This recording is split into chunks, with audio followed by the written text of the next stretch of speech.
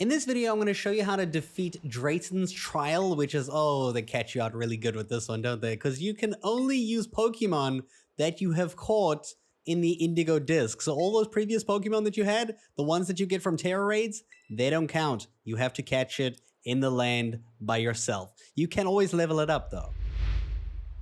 Now here in front of you are going to be 3 trainers. They both each only have 2 Pokemon. You're allowed to use a party of 6 as long as they're all caught within the Indigo Disk. In this video, I'm going to show you which Pokemon each of them has and how to beat them, or like what types of Pokemon to bring to make it a lot easier. Now, most of the Pokemon you'll catch will be between the levels of like 64 and 72. That will be fine as long as you use the right typing. You should get through. So let's start out with how to beat this trainer here on the right-hand side.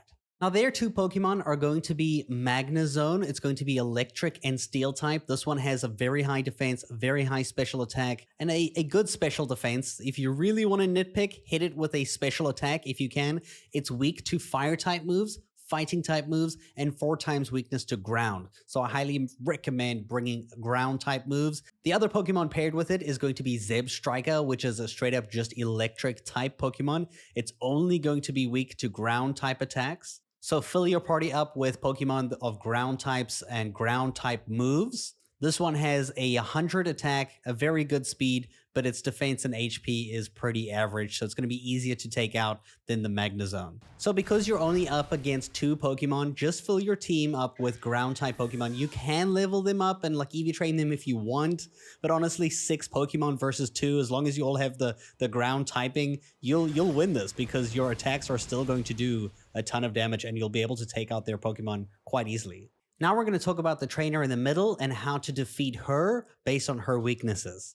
Their Pokemon are going to be Ice-type Pokemon, and it's going to be Sandslash first, the Alolan version of Sandslash, which is an Ice and Steel-type Pokemon.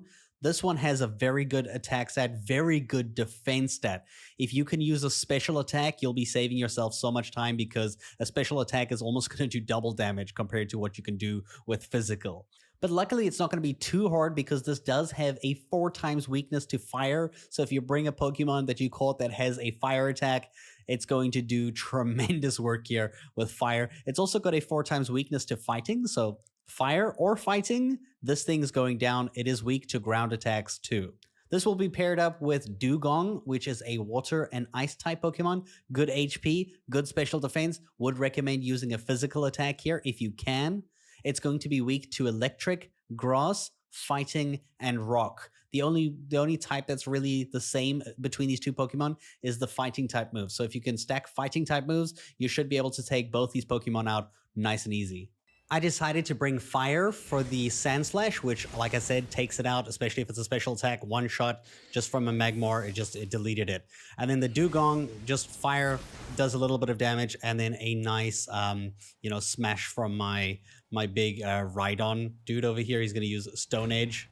It's just going to delete it, just like that. Nice and easy if you bring the right things. And here are the weaknesses on how to beat the guy on the left-hand side who has Rock-type Pokemon. This trainer is going to be using Rock-type Pokemon, right? And the first one is Bastiodon, which is a Rock and Steel-type Pokemon.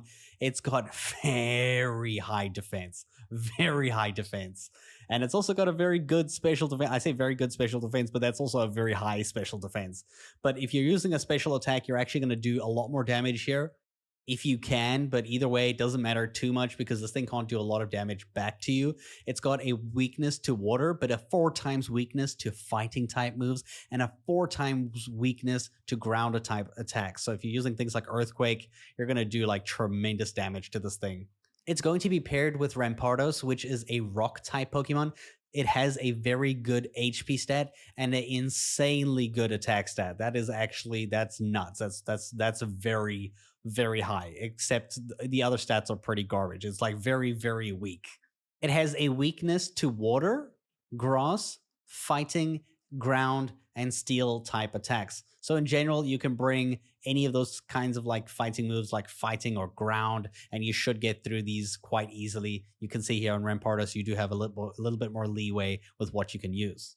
You'll see I brought a fighting type Pokemon who was able to take Rampardos out with a nice fighting move after it used like a recoil damage move on me.